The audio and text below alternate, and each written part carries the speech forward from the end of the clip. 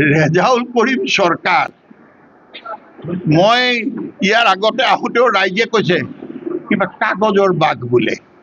নিজৰ ঘৰৰ পঞ্চায়তখনৰ মানুহ যোৱাকালি ৰাতি আহি পেলাই অসম গণ পৰিষদ দলত যোগদান কৰিছে। তাৰপিছত আৰু কি মন্তব্য দিয়াৰ প্ৰয়োজন আছে?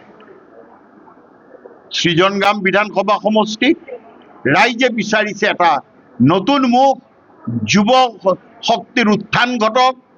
ইয়াত ধনৰ নহয়, মনৰ দৰদী মানুহ বিচাৰিছে এই সমষ্টিৰ ৰাইজে।